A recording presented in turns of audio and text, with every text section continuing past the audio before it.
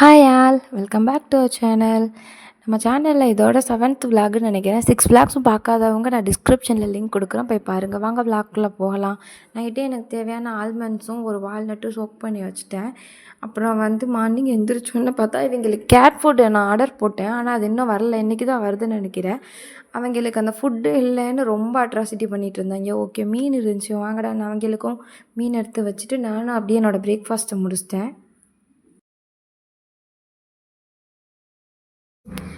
வெயில் ஜாஸ்தியாகவே இருக்குது. முடிஞ்சளவு ஒரு 2 to 3 லிட்டர்ஸாவது தண்ணி எல்லோரும் எடுத்துக்கிறங்க. ஏன்னா அந்த வெயிலுக்கு வேகமாக பாடி டீஹைட்ரேட் ஆயிடுது. மார்னிங் எந்திரிச்சோன்னே எல்லோரும் எம்டி ஸ்டொமக்கில் சாப்பிடு அப்படின்னு சொல்லுவாங்க, ஆனால் அதெல்லாம் நமக்கு செட் ஆகாது. அதனால் நான் பிரேக்ஃபாஸ்ட் முடிச்சுட்டு தான் நட்ஸ் எல்லாம் எடுத்துக்கிட்டேன். அப்படியே வெளியே பார்த்தா செல்லக்குட்டீஸ், நானும் எங்கள் அத்தாவும் ரொம்ப நாள் ஆசைப்பட்டுட்டு அப்புறம் இப்போ தான் ஃபைனலாக ஒரு 10 days பிஃபோர் வாங்கினோம். ஒரு ஆடும் குட்டியும் நல்லாவே மிங்கிள் ஆகிட்டாங்க. வீட்டில் வளர்த்தா ஆடாக பார்த்து வாங்கினோம். நல்லா மிங்கிள் ஆகி நான் எங்கே போனாலும் பின்னாடி வருவா. என்னை விட எங்கள் அத்தாவோட தான் ரொம்ப மிங்கிள் ஆகிட்டா. அத்தாவோட உட்காந்துக்கிறது, அவங்கள்ட்ட கேட்டு வாங்கி சாப்பிட்றது, நல்லாவே மிங்கிள் ஆகிடுச்சு. நம்ம வீட்டில் பெட்ஸு வளர்த்தாலே அவ்வளோ நமக்கு நல்லாயிருக்கும். ஸ்ட்ரெஸ் ஃப்ரீயாக அவங்களோட டைம் ஸ்பெண்ட் பண்ணாலே போதும், நமக்கு அதுவே ஃப்ரீயாக இருக்கும். அப்புறம் ஆஃப்டர்நூன் போல் ஏதாவது ஒரு ஜூஸ் இல்லைன்னா ஏதாவது எடுத்துக்கிருவேன். இன்றைக்கி இளநீர் இருந்துச்சு, அதையும் குடிச்சிட்டு ஃபைனலாக இவங்களோட கேட் ஃபுட் வந்துருச்சு.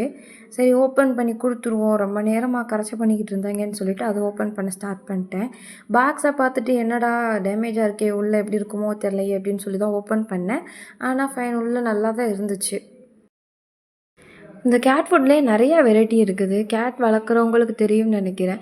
ஓசன் ஃபிஷ், டியூனா ஃபிஷ் அப்படின்னு நிறையா இருக்குது. இதில் இவங்க மற்றதெல்லாம் சாப்பிட மாட்டாங்க, ஓசன் ஃபிஷ் மட்டும்தான் சாப்பிடுவாங்க. சரி, ஆஃபர் இருந்துச்சு, பை 1 கெட் 1 ஆஃபர் இருந்துச்சு, அதுலேயே போட்டுட்டேன். சரி, மார்னிங்லேருந்து இந்த கேட் ஃபுட்டுக்காக வெயிட் பண்ணிகிட்டே இருக்காங்களே அப்படின்னு சொல்லி அதை ஓப்பன் பண்ணி நான் போடுறேன். அது போடுற அளவு கூட அவனுக்கு பொறுமை இல்லை பாருங்கள், எப்படி மேலே ஏறி சாப்பிட்றான்னு. சரி வா வெளியே அப்படின்னு சொல்லி வெளியே கூட்டிகிட்டு போனால் அவங்களோட அம்மா வந்துட்டாங்க அந்த கேட் ஃபுட்டை பார்த்துட்டு. எனக்கும் தா அப்படின்ட்டு சரி அவங்களுக்கும் தனியாக போட்டேன்.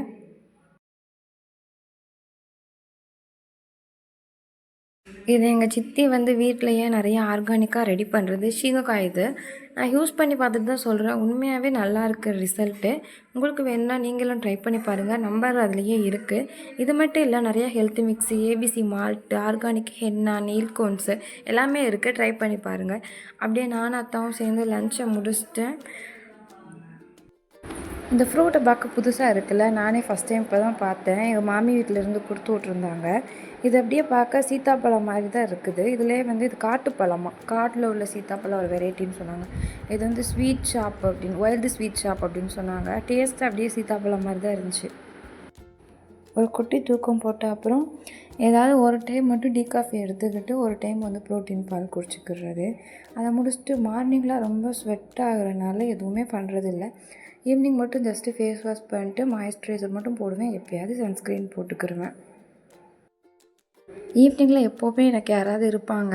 ஒன்று அண்ணன் பையன் இருப்பான், அக்கா பொண்ணு, இல்லைனா தம்பி தங்கச்சி யாராவது இருப்பாங்க. பேசிகிட்டு இருப்பேன், அவங்க விளாட்றத பார்த்துட்ருப்பேன். இன்றைக்கின்னு பார்த்து யாருமே இல்லை, எல்லோரும் மாமி வீட்டுக்கு போயிட்டாங்க. ரொம்ப போராக இருந்துச்சு. ஓகே, ஏதாவது ஸ்கெட்ச் பண்ணலாம் அப்படின்னு சொல்லிட்டு நான் எடுத்து ஏதாவது ஸ்கெட்ச் பண்ணிட்டுருந்தேன்.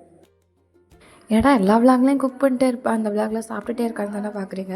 ஆஃப்டர் மேரேஜ் அம்மா வீட்டுக்கு போகிறவங்களுக்கு மட்டும்தான் இது புரியும்னு நினைக்கிறேன். அவ்வளோதான், இதோட விளாகை முடிச்சுக்கிறேன். விளாக் பார்த்துட்டு இருந்த எல்லாருக்குமே ரொம்ப தேங்க்யூ. அப்படியே நம்ம சேனலை சப்ஸ்கிரைப் பண்ணிட்டு எல்லாருக்கும் ஷேர் பண்ணிக்கிறேங்க. Thank you all.